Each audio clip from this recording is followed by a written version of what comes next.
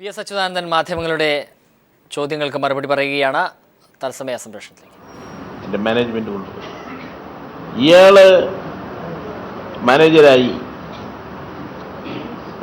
ഈ സ്ഥാപനം നടത്താൻ തുടങ്ങിയതിന് ശേഷം 904 പ്രൊഫസർമാർ, ലെക്ചറർമാർ തുടങ്ങിയിട്ടുള്ള അധ്യാപകന്മാരെയാണ് നിയമിച്ചത്. അതേപോലെ തന്നെ അധ്യാപകന്മാരല്ലാത്ത ക്ലാർക്കന്മാർ, പ്യൂൺസ് തുടങ്ങിയിട്ടുള്ള ആളുകളെ അനധ്യാപകന്മാരെയും എടുത്തു. അതേപോലെ തന്നെ കുട്ടികളുടെ അഡ്മിഷൻ, ഈ 3 ഐറ്റങ്ങളിലായി 600 കോടിയാണ് ഇയാൾ വാങ്ങിയ കോഴ. അതേപോലെ തന്നെ മൈക്രോ ഫിനാൻസ് എന്ന് പറഞ്ഞിട്ട് നമ്മുടെ ഈഴവ സമുദായത്തിലെ സാധാരണ സ്ത്രീകൾക്ക് എന്തെങ്കിലും ചില കൈത്തൊഴിൽ ചെയ്യാൻ വേണ്ടിയിട്ട് സഹായിക്കുന്നു എന്നുള്ളതിൻ്റെ പേരിൽ ഒരു സഹായ നിധി ഇദ്ദേഹം രൂപവൽക്കരിച്ചിട്ട് അവർക്ക് കൊടുത്തു. പിന്നോക്ക സമുദായ കോർപ്പറേഷൻ, ആ പിന്നോക്ക സമുദായ വിഭാഗത്തിൽ അതിനെ സഹായിക്കാൻ വേണ്ടിയിട്ടൊരു കോർപ്പറേഷൻ ഉണ്ടായിരുന്നു. അതിൽ നിന്നൊരു 15 കോടി രൂപ വാങ്ങി. അതേപോലെ തന്നെ പൊതുമേഖലാ സ്ഥാപനം, ആ പൊതുമേഖലാ സ്ഥാപനങ്ങളിൽ നിന്നെല്ലാം തന്നെ കടമെടുത്തു ഏതാണ്ട് 5000-ൽ പരം കോടി രൂപ. അങ്ങനെ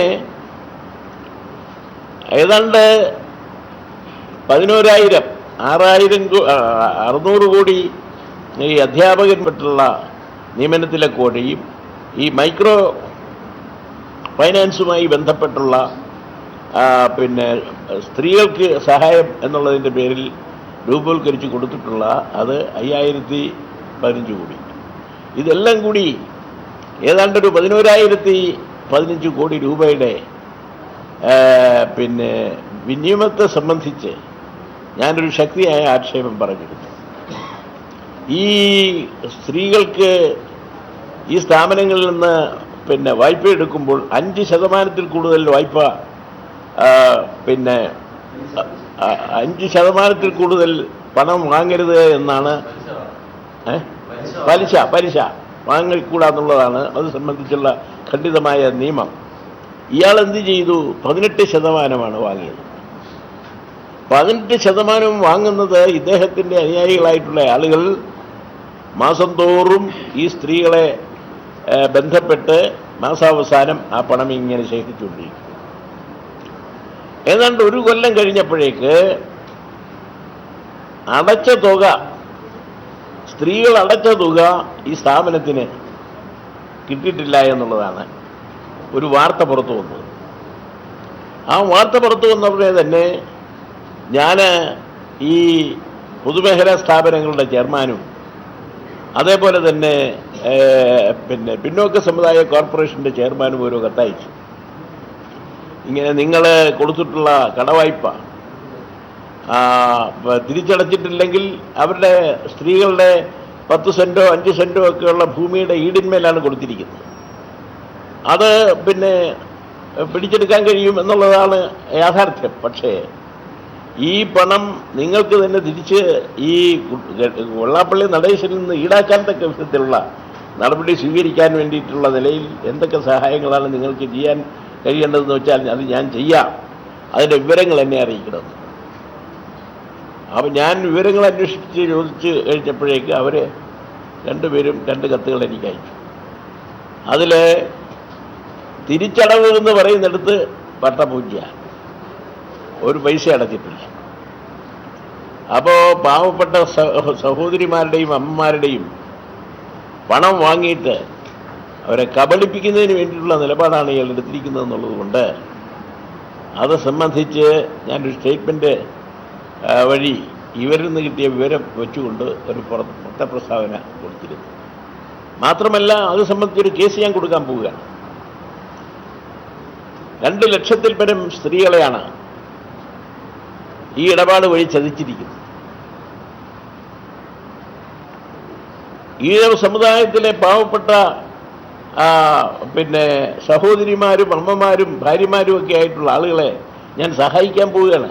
അവർ കൈത്തൊഴിലൊക്കെ നടത്തി അവർ ചെറിയ വരുമാനം വർദ്ധിച്ചോട്ടെ എന്നുള്ള നിലയിൽ ഞാൻ അവർക്ക് വായ്പ കൊടുത്തതാണ്. ആ വായ്പ ഉപയോഗിച്ച് അവർക്ക് ഇത് ചെയ്യാൻ വേണ്ടിയിട്ട് ഉള്ള സഹായമാണ് ഞാൻ ചെയ്തതെന്ന് പറഞ്ഞിട്ട് അവരെ എല്ലാം സഹായിക്കുന്ന ഒരു സഹായഹസ്തമായിട്ടാണ് ഇയാൾ അഭിമാനിച്ചുകൊണ്ട് ഉള്ള പ്രചരണമൊക്കെ നടത്തിയത്. പക്ഷേ കൊലച്ചതിയാണ് ഇയാൾ ചെയ്തിരിക്കുന്നത് എന്നുള്ളതാണ് യാഥാർത്ഥ്യം. അപ്പം ഇതെല്ലാം പുറത്തു വന്നതിൻ്റെ ഫലമായിട്ട് അയാൾ എന്നോട് പറഞ്ഞു, ഞാൻ എസ്.എൻ. ട്രസ്റ്റിൻ്റെ ചെയർമാനാണ്. ഈ എസ്.എൻ. ട്രസ്റ്റിൻ്റെ മുഴുവൻ അക്കൗണ്ടും ഞാൻ ഓരോ വർഷവും ബോർഡിന് വെച്ച് അംഗീകരിച്ചിട്ടുള്ളതാണ്. ഇതാണ് എനിക്ക് ആയിട്ടുള്ള മറുപടി അദ്ദേഹം പറഞ്ഞു. ഞാൻ അന്വേഷിച്ചു ഈ ബോർഡ് എങ്ങനെയാണെന്നുള്ളത് അന്വേഷിച്ചപ്പോഴാണ് ഈ ബോർഡിലെ അംഗങ്ങൾ ഓരോ ലക്ഷം രൂപ അടച്ചിട്ടുള്ള സ്ഥിര മെമ്പർമാരാണ്. ആരാണ് ആ മെമ്പർമാർ? വെള്ളാപ്പള്ളി നടേശൻ്റെ അമ്മായിയച്ഛനും അമ്മായിയമ്മയും, വെള്ളാപ്പള്ളി നടേശൻ്റെ മകളുടെ ഭർത്താവിൻ്റെ അമ്മായിയച്ഛനും അമ്മായിയമ്മയും. ഇങ്ങനെ ബന്ധുക്കളായിട്ടുള്ള ആളുകളെ മുഴുവൻ ചേർത്തുകൊണ്ട് ബോർഡുണ്ടാക്കി വെച്ചിരിക്കുക. അപ്പോൾ ഓരോ വർഷവും ഇത് സംബന്ധിച്ചുള്ള അക്കൗണ്ട് അവതരിപ്പിക്കുമ്പോൾ വായന തുടങ്ങുമ്പോൾ തന്നെ ആളുകൾ കൈയടിക്കുകയാണ്. ഞങ്ങൾക്ക് മനസ്സിലായി അങ്ങ് എല്ലാം സത്യസന്ധമായിട്ടേ ചെയ്യുള്ളൂ എന്ന്. അപ്പം ഈ ബോർഡ് അംഗീകരിച്ചതാണെന്നാണ് എനിക്ക് മറുപടി പറഞ്ഞത്. അപ്പം ഈ ബോർഡിൻ്റെ സ്വഭാവങ്ങൾ ഞാൻ തന്നെ ജനങ്ങളോട് പ്രസംഗത്തിൻ്റെ വഴിയിലും മറ്റുമൊക്കെ ആയിട്ട് ഞാനും വെള്ളാപ്പള്ളി നടേശനും തമ്മിലുള്ള ഇടപാട് ഈ തരത്തിലാണ് വഷളാകാൻ കാര്യം അയാൾ നടത്തിക്കൊണ്ടിരിക്കുന്ന ഈ വഞ്ചന പുറത്തു കൊണ്ടുവന്നുള്ളതാണ് എന്ന് ഞാൻ പറഞ്ഞിട്ടുണ്ട്. ഞാൻ ആദ്യം ഇതേപ്പറ്റി ഇയാൾ ഇങ്ങനെ BJP ആയിട്ടുള്ള കൂട്ടുകെട്ടുണ്ടാക്കുന്നതിന് വേണ്ടിയിട്ടാണ് ശ്രമിക്കുന്നത്. SNDP യോഗത്തെ BJP ആയിട്ട് കൂട്ടിക്കെട്ടാനാണ് ശ്രമിക്കുന്നത്. ശ്രീനാരായണ ഗുരുവിൻ്റെ ആദർശമാകട്ടെ ഹൈന്ദവത്വം അടിച്ചേൽപ്പിക്കുക എന്നുള്ള BJPയുടെ സിദ്ധാന്തമല്ല. ഒരു ജാതി, ഒരു മതം, ഒരു ദൈവം, മനുഷ്യന്. ഇതാണ് അദ്ദേഹത്തിൻ്റെ ചിന്താഗതി തന്നെ. മദ്യം എടുക്കരുത്, കൊടുക്കരുത്, കുടിക്കരുത്. ഇതാണ് അദ്ദേഹത്തിൻ്റെ സിദ്ധാന്തം. കള്ളുഷാപ്പിൽ കൂടി വ്യവസായം തുടങ്ങി അവസാനം ചാരായ ഷാപ്പിൽ എത്തിയിരിക്കുകയാണ് വെള്ളാപ്പള്ളി നടേശൻ്റെ വ്യവസായം. അപ്പോൾ ശ്രീനാരായണ ഗുരുവിൻ്റെ ആദർശങ്ങളെ വിറ്റുചുട്ട് കാശാക്കുക എന്നുള്ള സമീപനമാണ് ജീവിതവൃതമായിട്ട് അദ്ദേഹം സ്വീകരിച്ചു. അപ്പോൾ അതെല്ലാം പറ്റി ജനങ്ങളെ മനസ്സിലാക്കി കൊടുക്കണ്ടേ? എന്നിട്ടോ ഹിന്ദുത്വം എന്ന് പറഞ്ഞിട്ട് ബീഫ് കഴിക്കുന്നത് വലിയ അപകടം എന്നാണ് പ്രചരിപ്പിക്കുന്നത്. വലിയ ക്ഷത്രിയന്മാരായിട്ടുള്ള ആളുകൾ തന്നെ അവരുടെ പൂജാതി കർമ്മങ്ങൾക്ക് ഉപയോഗിക്കുന്നത് പശുവിൻ്റെ ഇറച്ചിയാണ്. ഇവർ പറയുന്നത് പശു ഇറച്ചി പാടില്ലെന്ന്. UPയിലെ ദാദ്ര എന്ന് പറയുന്ന പ്രദേശത്ത് 51 വയസ്സുള്ള ഒരു മുസ്ലിം, അയാൾ കുറച്ച് ആട്ടിറച്ചി വാങ്ങി കുടുംബാംഗങ്ങളെല്ലാം കൂടെ കറി വെച്ച് ഭക്ഷിച്ചു, ഊണു ഉണ്ടാക്കി. ഇവരറിഞ്ഞു പശു ഇറച്ചി വാങ്ങിയെന്ന്. എന്താ അദ്ദേഹത്തിൻ്റെ പേര്? അക്കലഖ് മുഹമ്മദ്.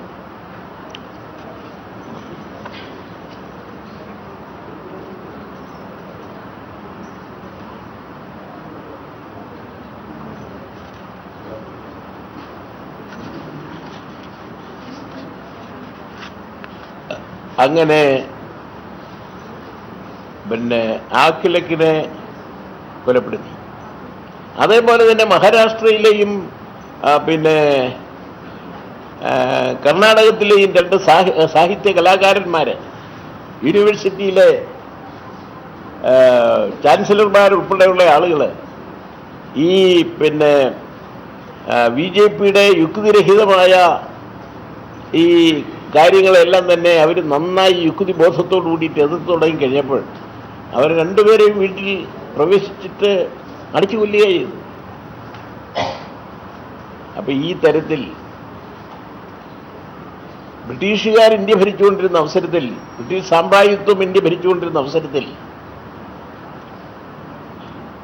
എതിരാളികളായിട്ടുള്ള ആളുകളെ സംബന്ധിച്ച് തെറ്റ് ചെയ്തു എന്ന് വന്നു കഴിഞ്ഞാൽ അതിനെ സംബന്ധിച്ച്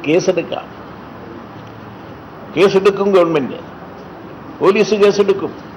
കേസെടുത്താൽ വാദികൾക്കും പ്രതികൾക്കും പറയാനുള്ളതെല്ലാം പറഞ്ഞതിന് ശേഷം കേസിൻ്റെ വലിപ്പച്ചെറുപ്പം നോക്കിയിട്ടാണ് അതിനെ ശിക്ഷിക്കുന്നത്.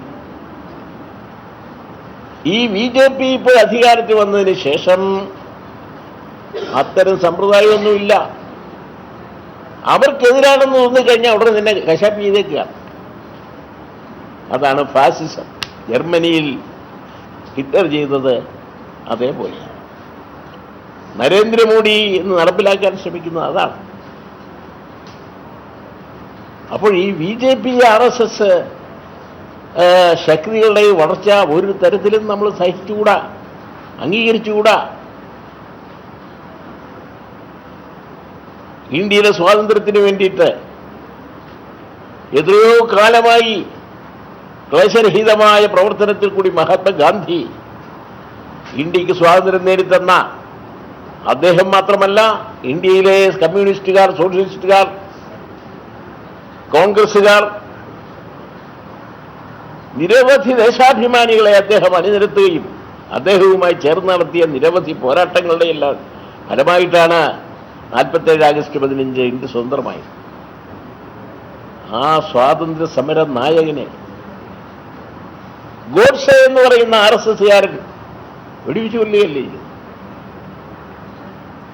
അപ്പോ ഗോഡ്സെ ഇപ്പോൾ ഇവർ ആരാധിക്കുകയാണ്. വിദേശ രാജ്യങ്ങളിലെല്ലാം പോകുമ്പം ഗാന്ധിജിയെ സ്തുതിക്കും, ബുദ്ധനെയും സ്തുതിക്കും. ആര്? നരേന്ദ്രമോദി. കയ്യിലിരിപ്പിത. അപ്പോഴതുകൊണ്ട് ഈ RSSനെയും BJPയെയും ചെറുതായി കണ്ടുകൂടാ. ഇന്ത്യ രാജ്യത്തിൻ്റെ ഭാവി തന്നെ അപകടപ്പെടുത്തുന്നതിന് വേണ്ടിയിട്ടുള്ള നീക്കമാണ് അവർ നടത്തിക്കൊണ്ടിരിക്കുന്നത്.